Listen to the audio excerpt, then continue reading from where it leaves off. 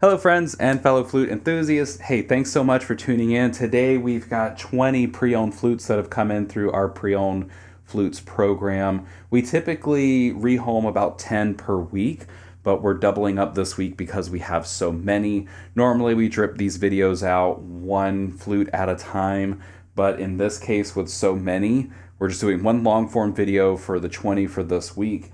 So I'll play those for you. I'll tell you a little bit about the flute as we go through and give you a sound sample dry of how this flute sounds. These flutes, one of the perks for our Horizons Plus members are that they get access to these flutes 48 hours in advance before anyone else. So if you're a Horizons Plus member, these flutes are available to you before the general public. So that happens on Friday, and then Sunday in our normal newsletter, we send out notice and we activate those what's left of the pre-owned flutes. We give those to the general public access to those. So today we've got a wide variety. I'll kind of go through these and tell you things about each one of the flutes. We'll dive right in.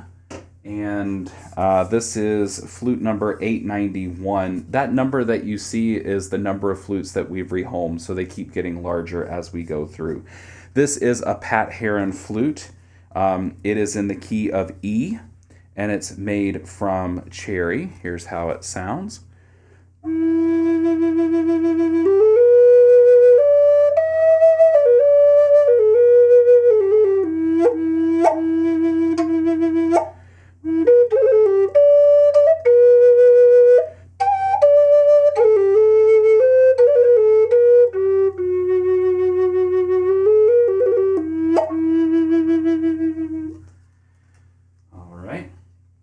Next up, we've got number 892, and this is a Shakahachi U flute, so it's made from resin. We carried these for a while on our website.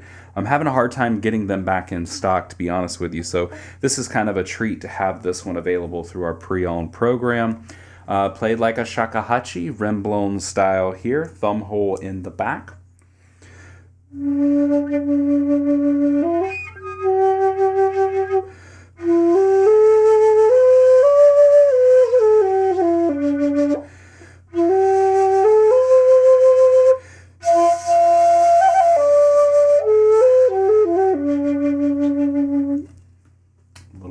Little rusty with my shakuhachi playing.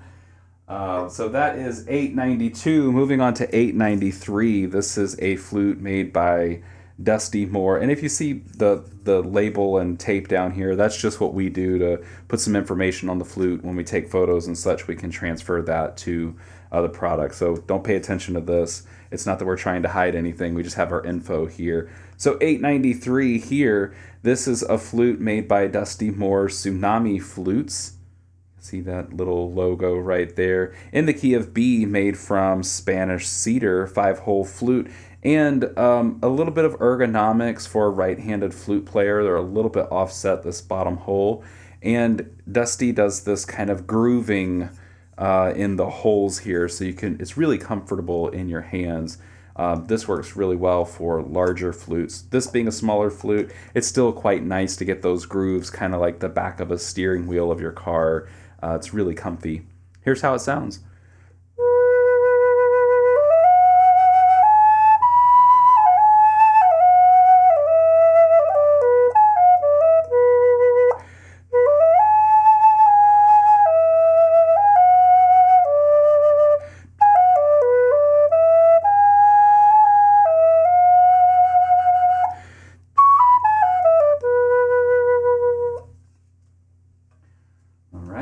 Moving right along, we have 894. This is another Pat Haron flute. He has a very distinct design in the body of his flutes. They're a little bit fatter up here at the nest area of the flute, and then they tend to taper off this way, almost like you would imagine a baseball. You know, it's kind of thin down at the neck and then gets a little bit larger there at the head. So this one is in the key of D. This is a mid-D flute. It's made from Osage orange. The note about this flute is it's very heavy. It has a lot of heaviness right here at the beginning of the flute. It's a heavy wood.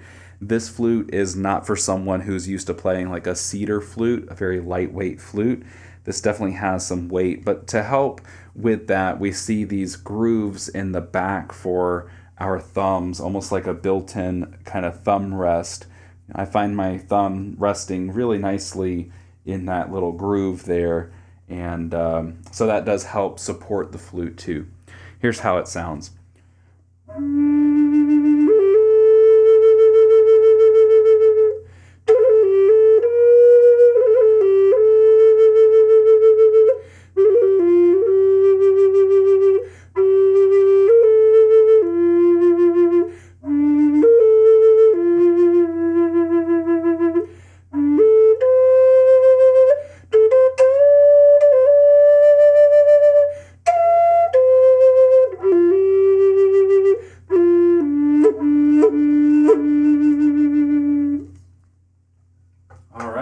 We're just getting started. This is 895.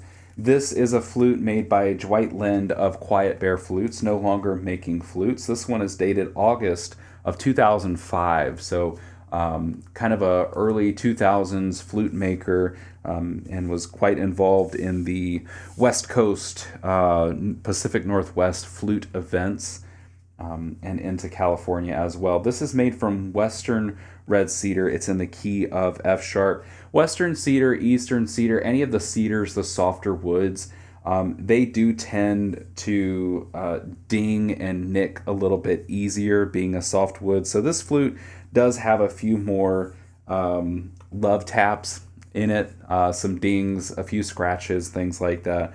But overall, the sound of this flute is incredible. So I'll play it for you as a solo flute and then kick over on the drone flute. And the other thing too is the mouthpiece.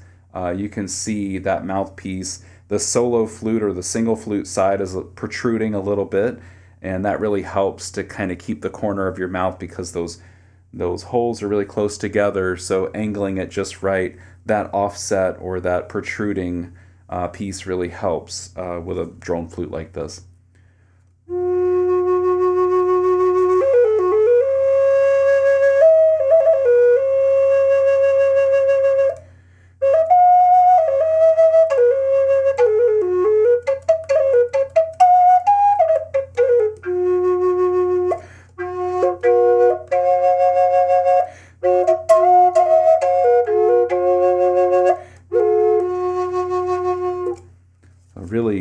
Really great flute, very lightweight. That's $8.95.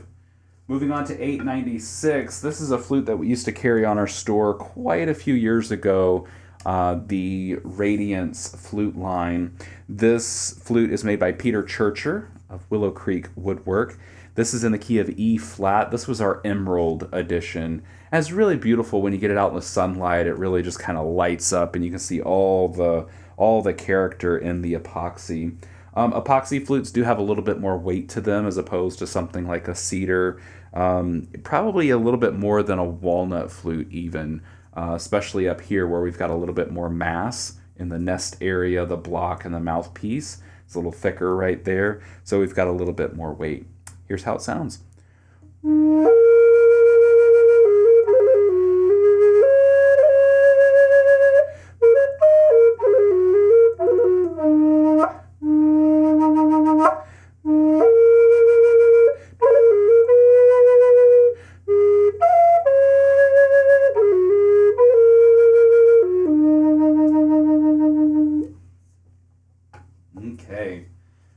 Like that. $8.97. This is a flute made by Bruce Becker. This one, I believe it's made out of rosewood.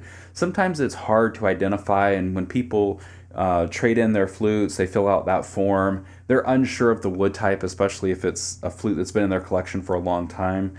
I believe this is rosewood. I could be wrong on that. Again, I try to ask other people who are wood experts and landed close on this one, rosewood. This is a 5-hole flute in the key of G sharp. Here's how it sounds. Whoops. There we go.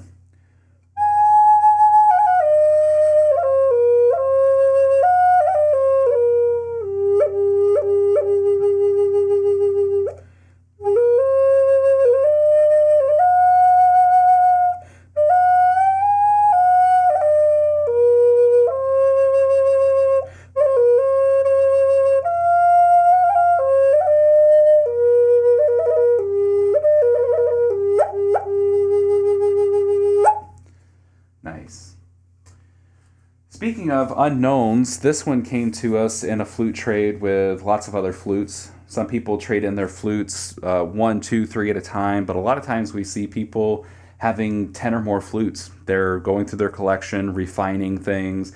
They realize they have lots of flutes in their collection that they don't play. And sometimes it's they forget who made it. And I can identify a lot of flutes, but sometimes I get one, whether it was a hobby maker or one that maybe wasn't as well known or didn't have a website or built flutes before that time. It's really hard to identify who the flute maker was. So this is a case like that. This is 898. This is in the key of F. I believe it's made from spruce, either spruce or aspen. And I don't know who made this flute. There are no markings on it. There's one marking in the back for the key, but otherwise I check. Places to check would be the side of the flute, under the mouthpiece here, sometimes under the belly of the flute, sometimes even inside the bore on the end. Flute makers would also mark their flutes there. This one has no markings anywhere that I can see, so not sure who the maker is, but it's a great playing flute. Here's how it sounds.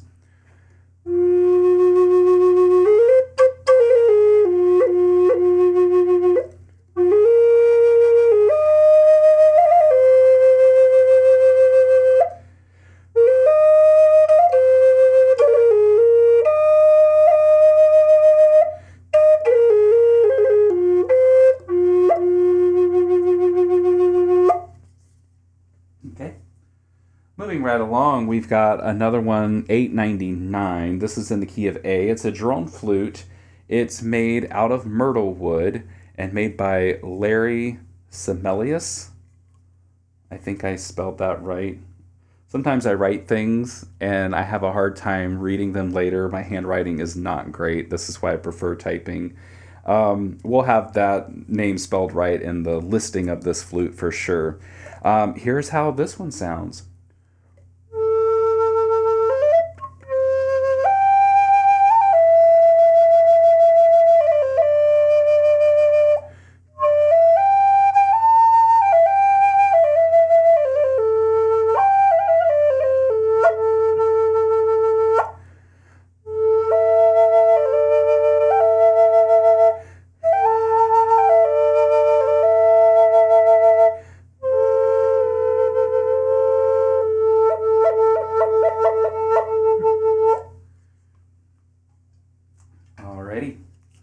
Wow, we're 1, 2, 3, 4, 5, 6, 7, 8, 9, 10. We're halfway there with this flute. It's in the key of A, made by High Spirits. It's a walnut flute, and it's the one heart flute. These typically were made in a different wood, I believe. Maybe something like a birch or a pine. So we don't see a whole lot of these in walnut, though I could be mistaken about that. Here's how this one sounds.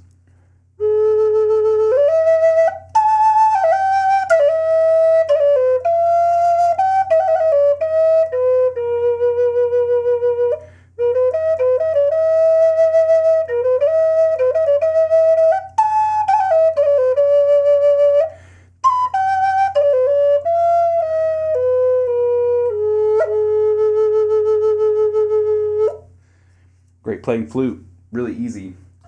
All right, next up we've got 901. This is a Wood Sounds flute. Really beautiful grain on this flute. Brent has been known, he really loves the exotic woods, and they show so beautifully, and this is a great playing flute.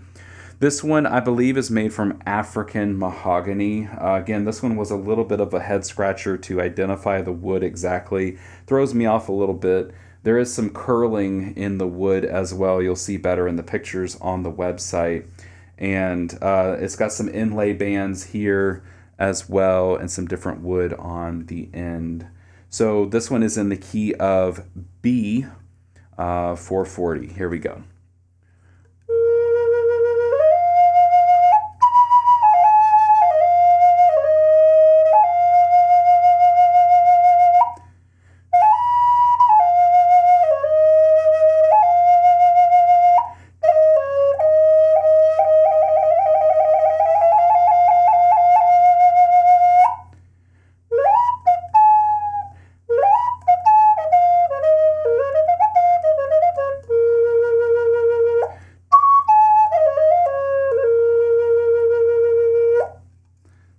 so it's 901.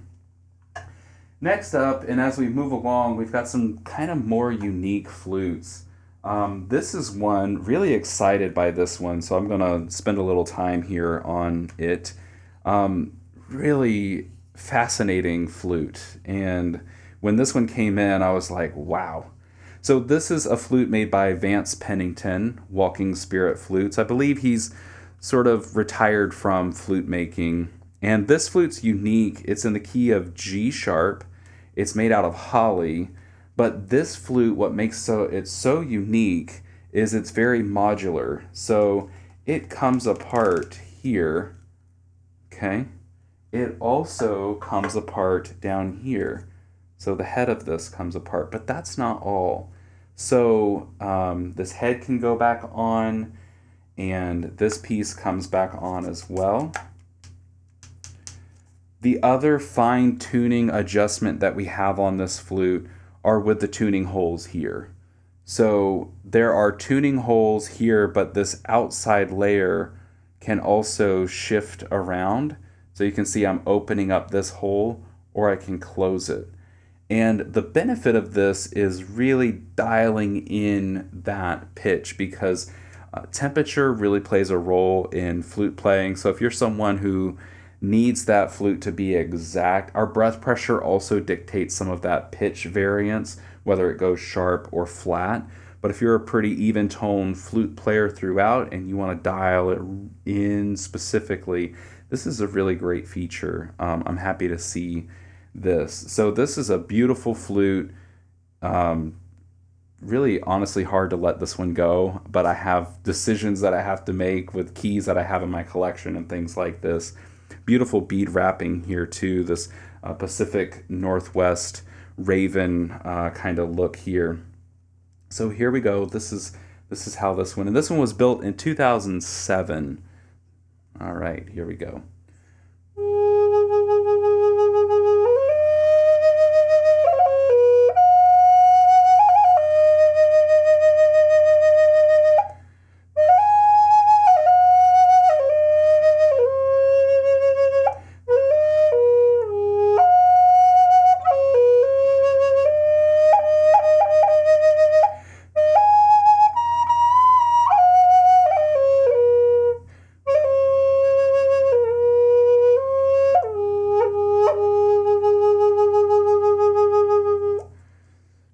Flute. We've got another one of his coming up in just a few, but moving right along, this is number 903. This is a Michael Graham Allen Coyote Oldman flute, and this one is one of his more elaborate ones where he did lots of stamping, lots of painting, lots of layers on this for that really interesting antique patina kind of look.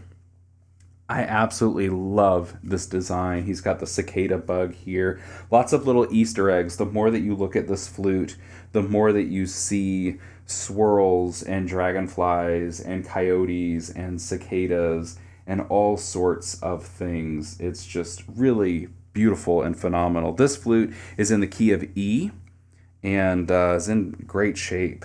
Yeah, so the other thing about that's really, really cool about Michael Graham Allen's work, it's kind of like Jeeps.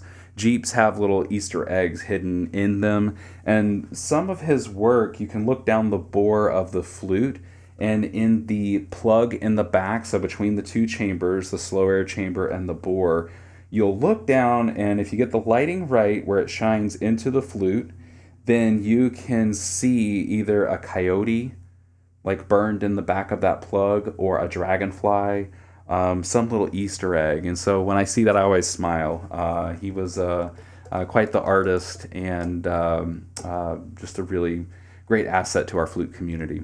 Here's how this one sounds: 903, Coyote Oldman, key of E.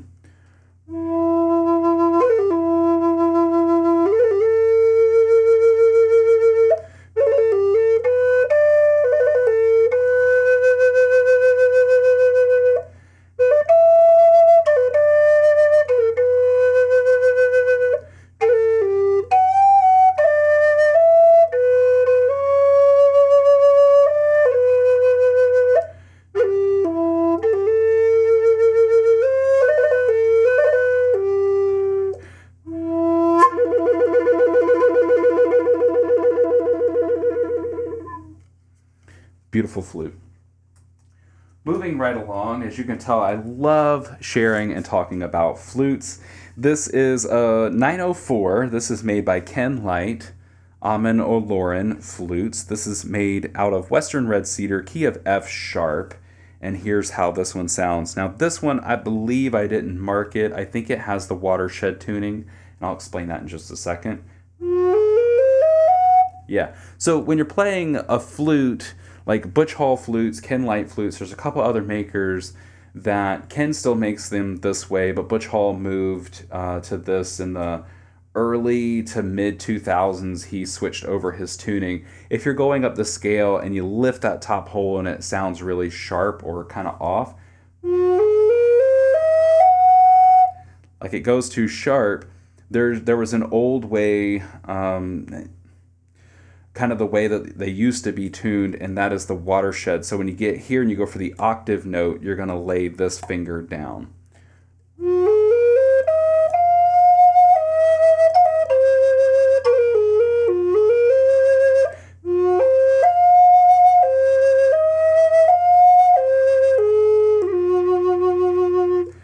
So just one of those quirky things about our industry that if you didn't know, well, hopefully now you do.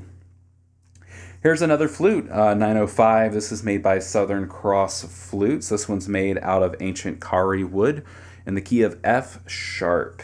Here we go. And this one is ergonomically placed. We don't see this a lot for mid-range flutes, but this one is ergonomic hole placement for a right-handed flute player, right hand on the bottom of the flute.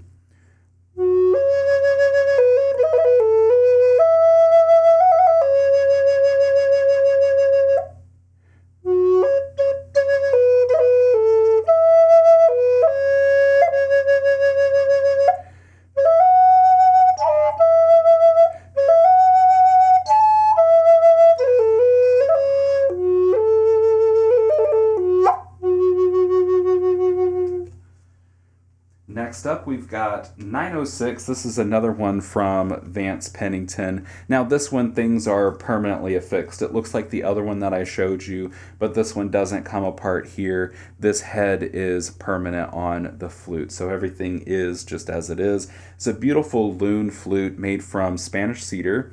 Spanish cedar has such a wonderful aroma to it. It's one of my personal favorite flutes for that aroma and warmth that it provides the flute. It's in the key of G, Spanish cedar, and has this loon design on it, both in the bird and the head at the end. Here's how it sounds.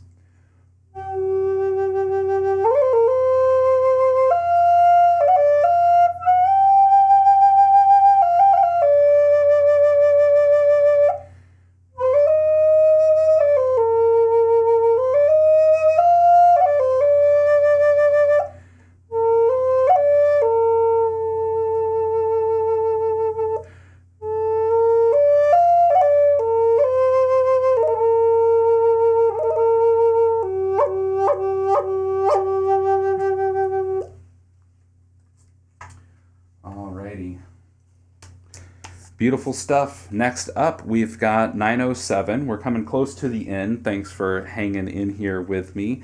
907, this is a flute made by Ed Rebeck of Spirit of the Woods Flutes. He's no longer making flutes. This is made from Clar Walnut. There's a little bit of figuring in it too. You can see it better in the daylight. This one has a little bit of a... I want to say a fading around this third hole from the top. Sometimes that happens with the oils in our hands kind of transfer to the flute, and over time they build up, that kind of thing. This one is in the key of A, and it features, I believe this is box elder burl wood that's been dyed blue, and it also has some turquoise rings in it, one on the end, two on the front here. So here's how this one sounds.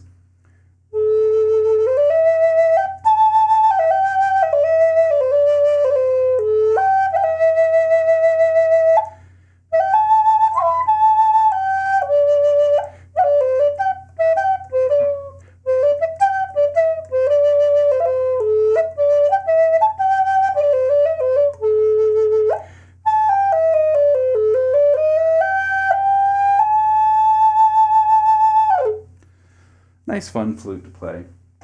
Next up, we've got a Coyote Oldman flute, another one here. Much like the one I just showed you previously, this one, though, has a little bit more of a flaring here.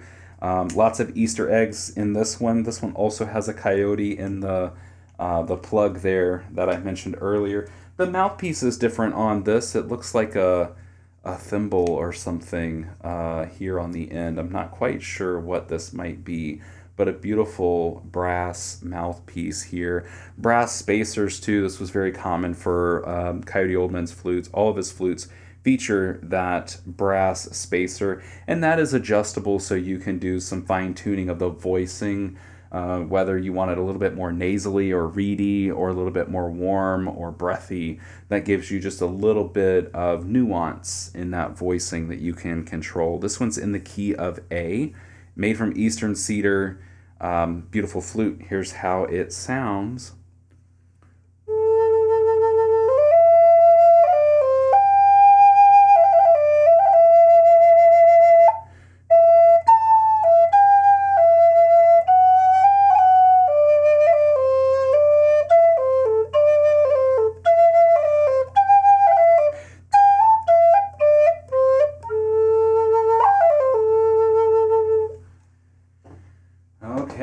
Next up, we've got another one from Ken Light, Amen Aloran Flutes. 909 is the number on this one. That's the one to look for.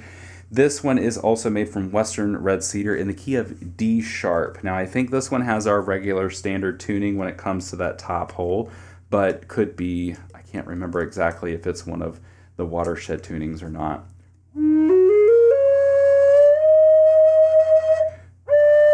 Okay, so it's a regular, straight up, no watershed tuning.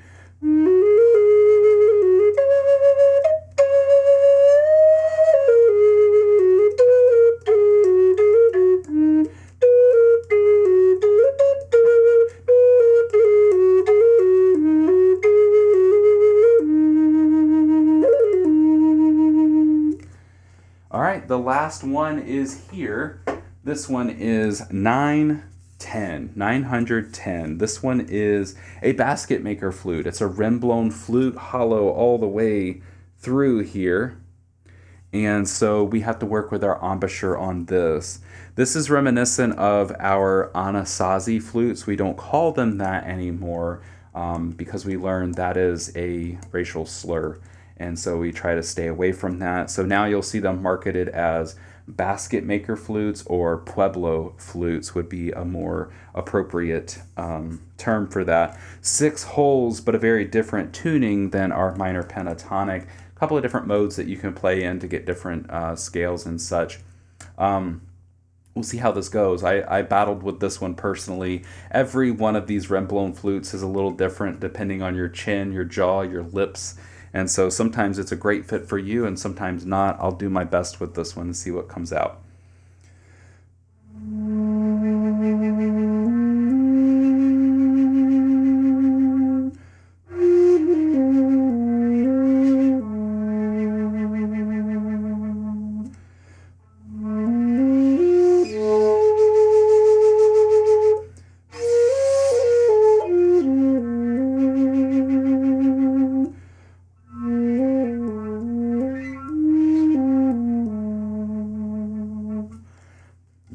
It's okay.